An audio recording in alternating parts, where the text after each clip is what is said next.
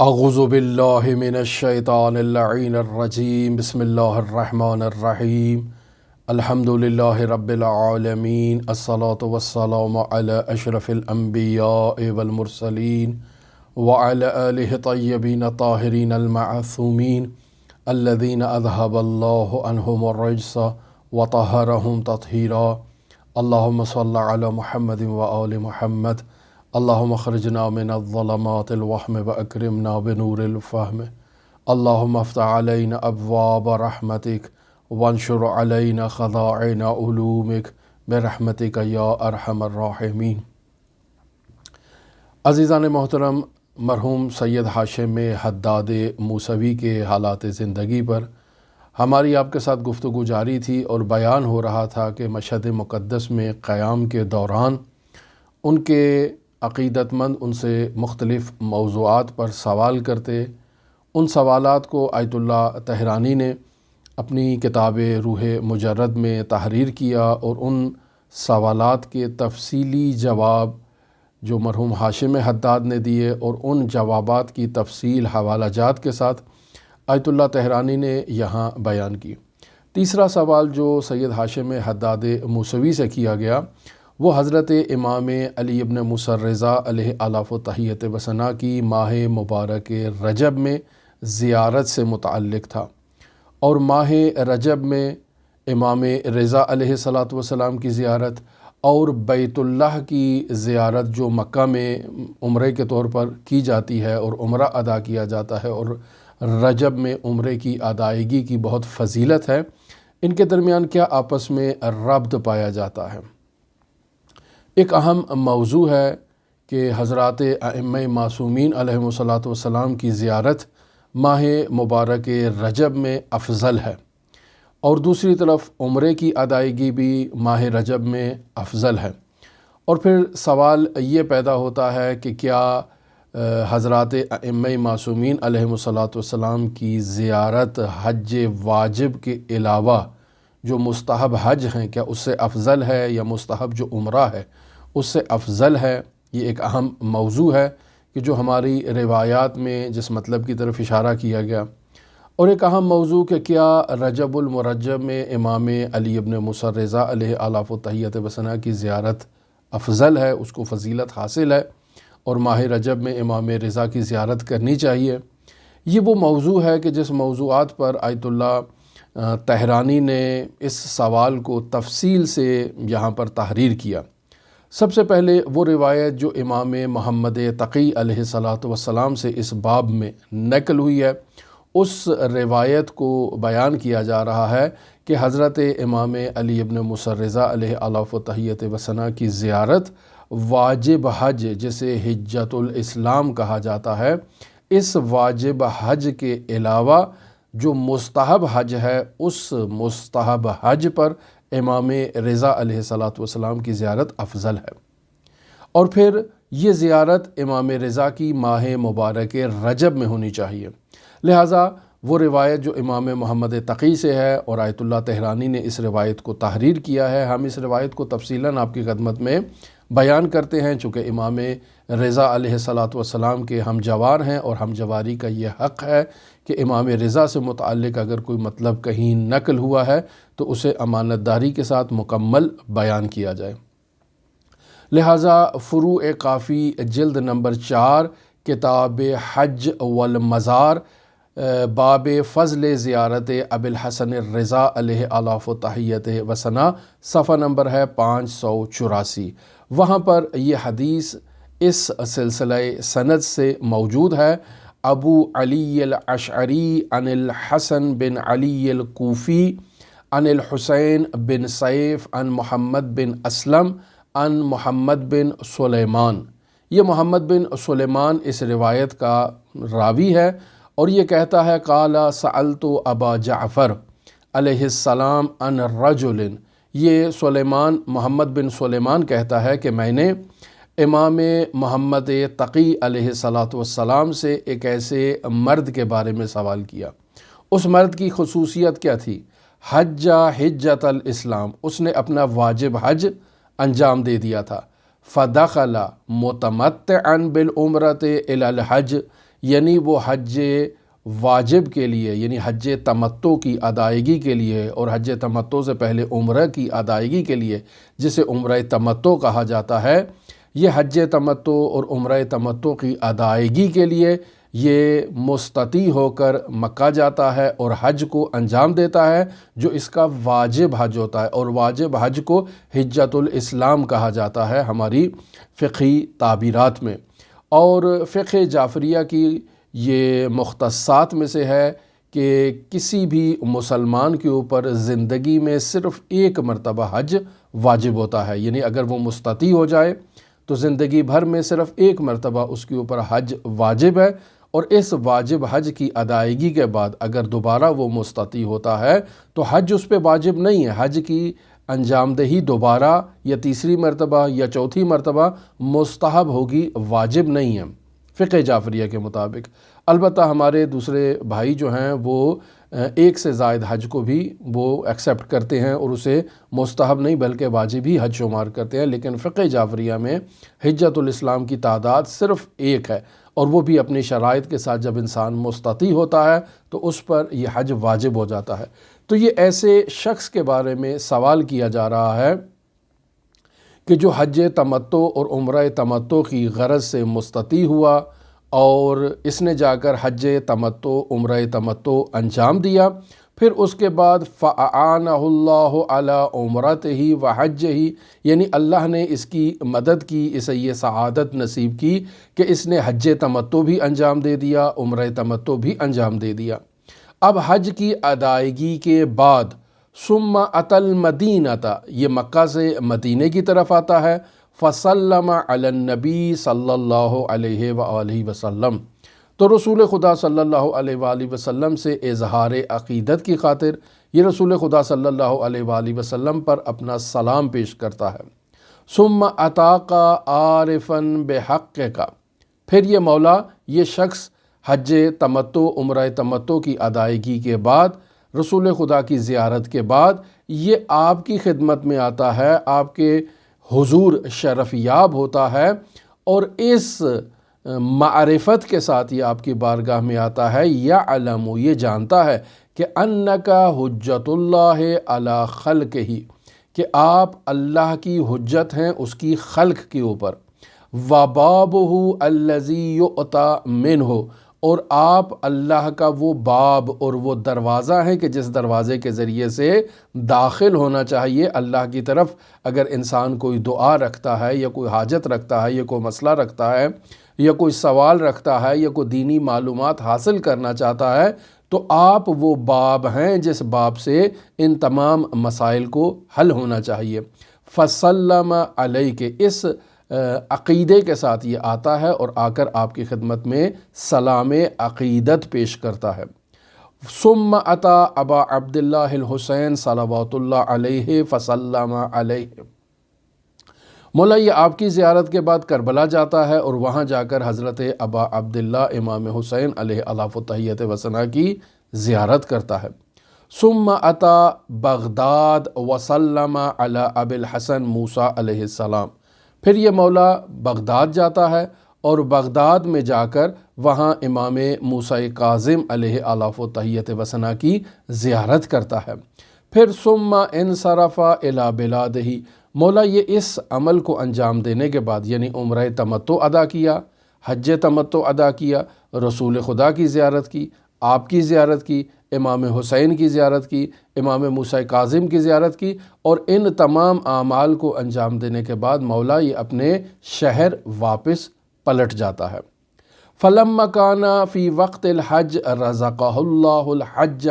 مولا اگلا سال پھر آتا ہے، پھر اللہ تبارک و تعالی حج کے ایام میں اسے مستطیع قرار دیتا ہے اور اسے پھر خداوند متعال یہ مال و دولت دیتا ہے اور اسے یہ توفیق اور یہ سعادت حاصل ہوتی ہے کہ یہ حج پہ جا سکے۔ فَأَيُّهُمَا أَفْضَلُ، تو مولا اب آپ یہ ہمیں بتائیے کہ اس کے لیے افضل کیا ہے۔ هَذَا الَّذِي قَدْ حَجَّ حِجَّةَ الْإِسْلَامِ يَرْجِعُ عَيْزًا فَيَحُجُّ، مولا یہ شخص جس نے واجب حج تو ادا کر دیا ہے تو کیا اب یہ دوبارہ واپس جائے اور حج کو ادا کرے؟ کیا یہ اس کے اوپر افضل ہے یا او یخرجو، یا حج پہ نہیں جاتا بلکہ یخرجو الی خراسان، بلکہ خراسان کی طرف یہ اپنا رخ کرتا ہے، الی ابیک یعنی مشہد الرضا میں آ کر آپ کے بابا علی ابن موسیٰ رضا کی زیارت کے لیے آتا ہے۔ پس او یخرج الی خراسان الی ابیک علی ابن موسیٰ علیہ السلام فیسلم علیہ، اور آ کر ان پر سلام کرے۔ تو مولا یہ بتائیے کہ جس شخص نے واجب حج ادا کر دیا ہے، اب اس کے پاس مال و دولت ہے، اسباب ہے، تو کیا اس پر حج پر جانا افضل ہے یا آپ کے بابا علی ابن موسیٰ رضا کی زیارت کرنا افضل ہے؟ ان دونوں اعمال میں سے کون سا عمل انجام دینا اس کے اوپر زیادہ فضیلت رکھتا ہے؟ قال، امام محمد تقی علیہ السلام فرماتے ہیں، لا بل یاتی یعنی مکہ کی طرف نہ جائے، بل یاتی خراسان، یہ خراسان کی طرف آئے، فیسلم علی ابی الحسن علیہ السلام افضل، اس کے لیے مکہ کی نسبت خراسان اور مشہد الرضا آ کر میرے بابا علی ابن موسیٰ رضا پر آ کر سلام کرنا یہ زیادہ افضل ہے بنسبت اس کے کہ وہ مکہ جائے۔ لیکن پھر یہاں ایک قید لگائی، وَلْيَكُنْ ذَلِكَ فِي رَجَبٍ، یہ جو عمل وہ انجام دینا چاہتا ہے یعنی میرے بابا کی آ کر زیارت کرنا چاہتا ہے تو یہ زیارت ماہ مبارک رجب میں ہونی چاہیے۔ اب یہاں ایک نقطہ ہے، بعض جو روائی کتابیں ہیں وہاں کلمہ رجب کی جگہ پر رہب کا کلمہ استعمال ہوا ہے، اس کی وضاحت میں بعد میں آپ کی خدمت میں بیان کرتا ہوں۔ لہٰذا امام فرماتے ہیں وَيَنبَغِي وَلَا يَنبَغِي أَن تَفْعَلُوا فِي هَذَا الْيَوْمِ فَإِنَّ عَلَيْنَا وَعَلَيْكُمْ مِنْ سُلْطَانٍ شُنْعَةً، یہاں امام محمد تقی علیہ الاف و تحیت وثنا یہ بیان کرنا چاہتے ہیں وَلَا يَنبَغِي أَن تَفْعَلُوا فِي هَذَا الْيَوْمِ، یعنی آپ آج یہ کام نہ کریں، فَإِنَّ عَلَيْنَا چونکہ ہم پر، وَعَلَيْكُمْ اور آپ کے اوپر، من سلطان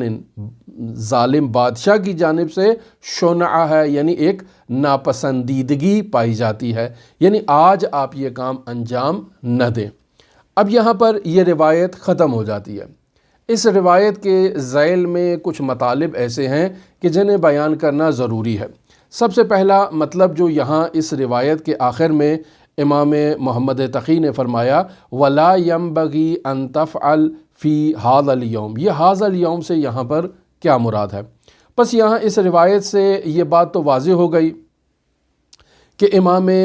رضا علیہ الاف و تحیت وثنا کی زیارت واجب حج کے علاوہ مستحب حج سے افضل ہے، یعنی انسان پر واجب حج تھا وہ اس نے انجام دے دیا ہے، اب مستحب حج اس نے انجام دینا ہے، تو مستحب حج سے زیادہ فضیلت اس بات کی ہے کہ وہ جا کر علی ابن موسیٰ رضا کی زیارت کرے۔ اس روایت سے تو یہ بات واضح ہو رہی ہے، لیکن اس روایت کے ذیل میں دو مطالب ہیں۔ ایک مطلب رجب سے متعلق ہے کہ یہ کلمہ رجب ہے یا رحب ہے، یہ ایک بات اس میں دیکھنی ہے، اور دوسرا اس میں یہ بات دیکھنی ہے کہ یہاں روایت کے ذیل میں ھذا الیوم کا کلمہ استعمال ہوا ہے، اس کلمے سے کیا مراد ہے؟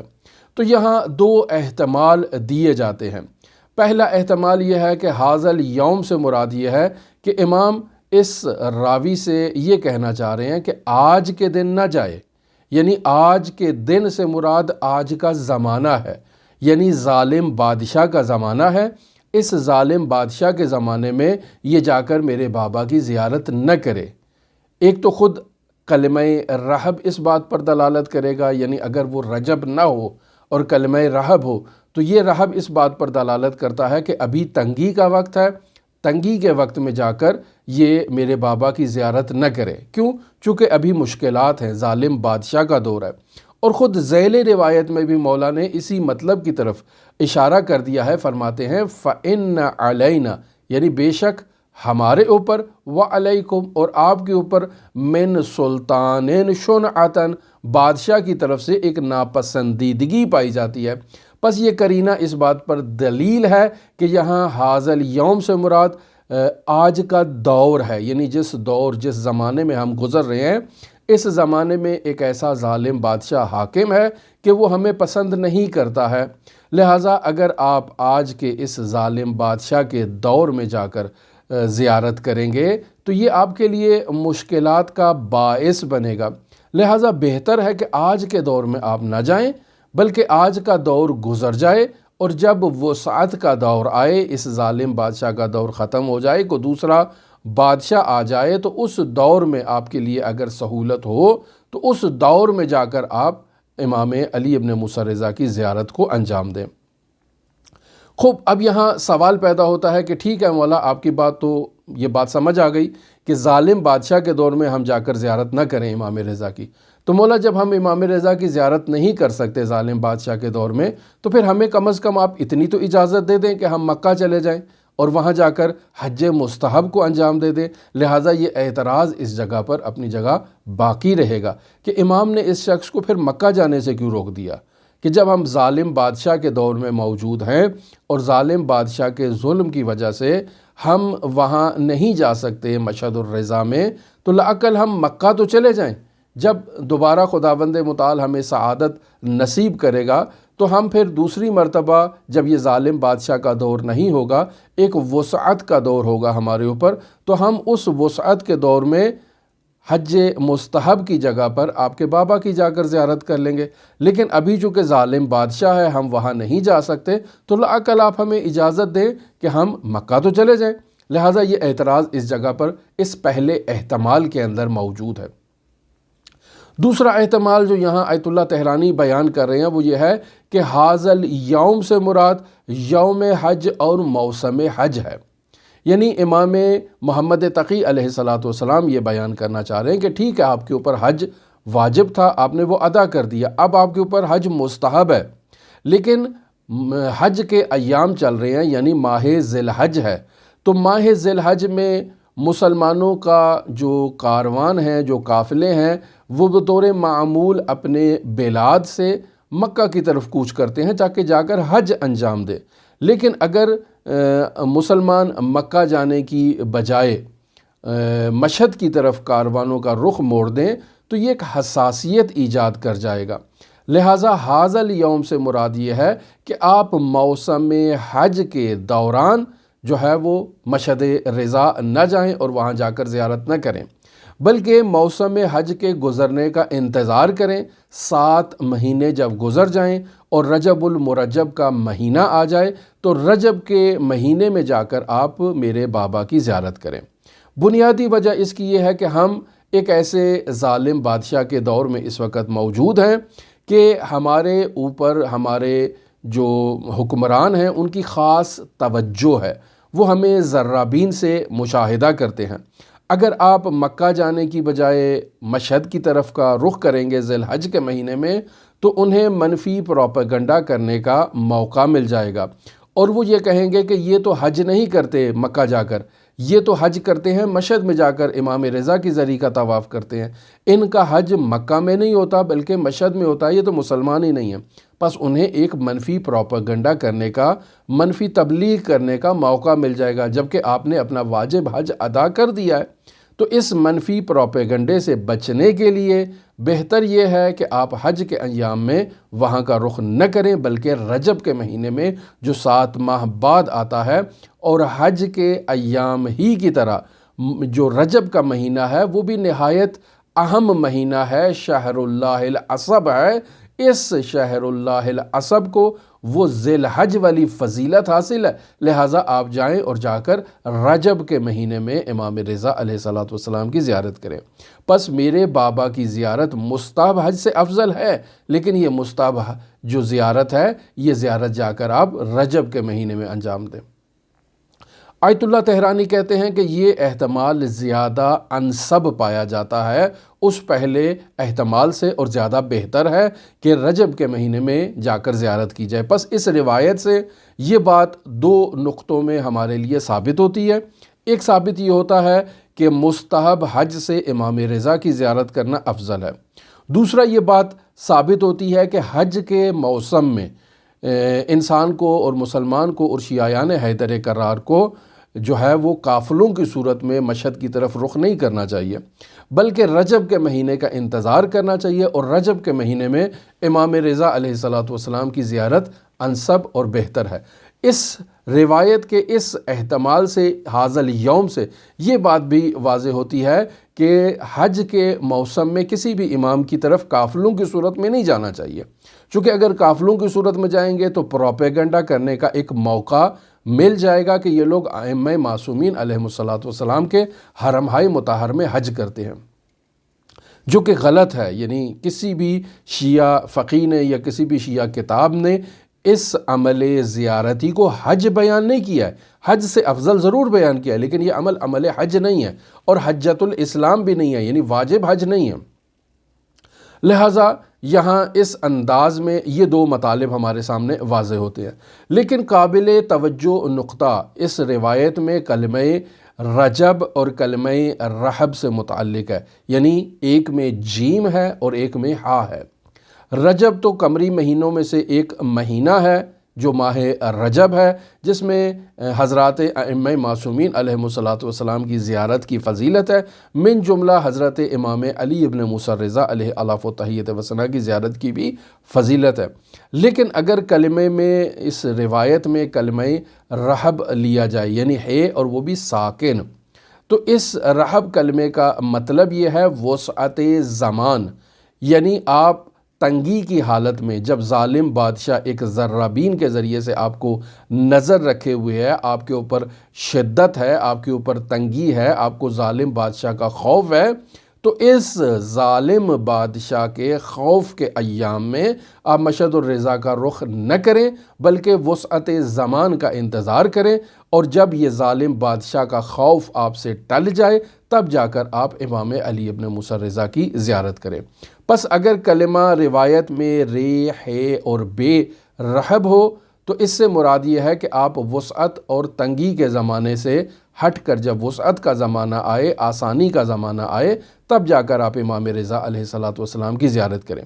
پس راہب کلمے کے ہونے سے یہ بات ثابت ہوتی ہے کہ اس روایت میں رجب کی فضیلت بیان نہیں ہوئی ہے امام رضا کی زیارت میں، کہ امام رضا کی زیارت رجب کے مہینے میں کرنا افضل ہے، ایسا نہیں ثابت ہوتا ہے۔ البتہ دونوں طرف فقہا پائے جاتے ہیں، نامور فقہا وہ بھی ہیں کہ جنہوں نے اس روایت میں کلمے کو جیم سے بیان کیا ہے اور ثابت کیا ہے کہ روایت میں امام رضا کی ماہ رجب میں زیارت کی فضیلت کو بیان کیا جا رہا ہے۔ دوسری طرف بھی نامور فقہا موجود ہیں جو اس میں کلمہ رحب بیان کرتے ہیں، اور اس کا مطلب ہے کہ تنگی اور دشواری کے جب دور اور ایام آپ پر گزر رہے ہوں تو ان ایام میں آپ امام رضا کی زیارت نہ کریں، بلکہ وسعت زمان میں اور جب ظالم بادشاہ کا خوف ٹل جائے تب آپ امام رضا کی زیارت کریں۔ پس اس راہب کلمے سے امام رضا کی ماہ رجب میں زیارت کی فضیلت جو ہے وہ ثابت نہیں ہوتی ہے۔ لیکن اور روایات ایسی ہیں کہ جو مطلق ائمہ معصومین کی ماہ رجب میں زیارت کی فضیلت کو بیان کرتی ہیں۔ پس حضرات ائمہ معصومین علیہم الصلاۃ والسلام اور بطور خاص امام علی ابن موسیٰ رضا کی ماہ رجب میں زیارت سے متعلق جو ہے وہ ہم دو احتمال بیان کر سکتے ہیں۔ پہلا احتمال یہی ہے کہ امام محمد تقی علیہ الصلاۃ والسلام کی روایت میں کلمہ رجب مراد لیا جائے، اور کلمہ رجب کو مراد لینے سے یہ بات واضح ہو جائے گی کہ بطور خاص امام علی ابن موسیٰ رضا کی زیارت ماہ رجب میں مستحب ہے۔ لیکن وہ علماء جو کلمہ رجب ایکسیپٹ نہیں کرتے روایت میں، وہ رجب یہاں سے مراد نہیں لیں گے، لیکن اس دوسری روایت سے وہ امام رضا کی زیارت کی فضیلت کو ماہ رجب میں ایکسیپٹ کر لیں گے۔ اور وہ دوسری روایت کون سی ہے؟ وہ حضرات ائمہ معصومین علیہم الصلاۃ والسلام کی ماہ رجب المرجب میں زیارت کی فضیلت ہے۔ لہٰذا باقی تمام مہینوں میں ماہ رجب کو ایک خاص فوقیت حاصل ہے کہ جس میں آپ کسی بھی امام کے حرم میں جا کر ان کی زیارت کر سکتے ہیں۔ لہٰذا کتاب ہے اقبال الاعمال سید ابن طاؤس اعمال ماہ رجب میں صفحہ نمبر 613 کے اندر رجب کے مہینے میں ائمہ معصومین علیہم الصلاۃ والسلام کی جو زیارت ہے اس کے استحباب سے متعلق بیان کر رہے ہیں، اور روایت ہے حسین بن روح نوبختی سے جو امام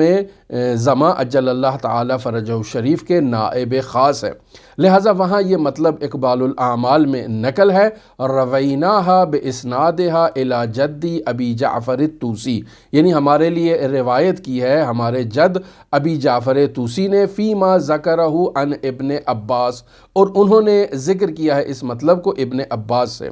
قال حدثنی جبیر بن عبداللہ، یعنی ہمارے لیے روایت کیا ہے جبیر بن عبداللہ نے، ان مولانا یعنی ابوالقاسم بن روح، اور انہوں نے آگے نقل کیا ہے ابو القاسم بن روح سے جو حسین بن روح نوبختی ہیں اور امام زمان اجل اللہ تعالیٰ فرج و شریف کے نائب خاص ہیں رضی اللہ عنہ۔ قال زرعی المشاہد کنتا بحضرتها فی رجب، یعنی آپ رجب المرجب کے مہینے میں جس مقدس مقام پر موجود ہیں اس مقدس مقام پر جا کر جو ہے وہ آپ زیارت کریں اس ولی الہی کی، ان الفاظ میں زیارت کریں، الحمدللہ الذی اشہدنا مشہد اولیائہ فی رجب، یعنی اللہ کا خاص شکر ہے کہ اس نے ماہ رجب میں ہمیں اپنے اولیاء کی بارگاہ میں حاضری کا موقع دیا، وَأَوْجَبَ عَلَيْنَا مِنْ حَقِّهِمْ مَا قَدْ وَجَبَ، اور ان کا حق جو ہم پر واجب تھا وہ حق اللہ نے ہمارے اوپر کیا کیا ہے، واجب قرار دیا ہے۔ لہٰذا اس زیارت رجبیہ کو مقدس مقامات پر پڑھنا چاہیے۔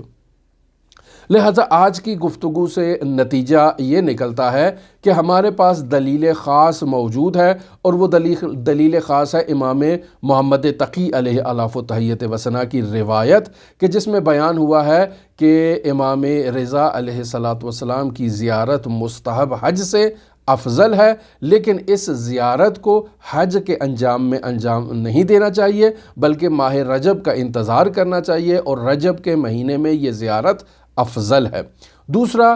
دلیل عام موجود ہے کہ رجب کے مہینے میں تمام ائمہ معصومین علیہ السلام کی زیارت مستحب ہے، اور انہی ائمہ معصومین میں سے 8ویں حجت امام رضا بھی ہیں، لہٰذا رجب کے مہینے میں امام رضا علیہ السلام کی زیارت بھی مستحب ہے۔ لہٰذا ماہ رجب کے ان ایام میں ہم آپ تمام عزیزان کی جانب سے امام علی ابن موسیٰ رضا علیہ الاف و تحیت وثنا کی نورانی بارگاہ میں نائب و زیارہ بھی ہیں اور دعا گو بھی ہیں۔ امام رضا علیہ السلام کی زیارت کی فضیلت کے موضوع پر ابھی ہماری گفتگو جاری ہے، انشاءاللہ آئندہ جو دروس ہیں اس میں بھی اسی موضوع کو آپ کی خدمت میں بیان کریں گے۔ اللہم صلی علی محمد و آل محمد وعجل فرج قائم آل محمد۔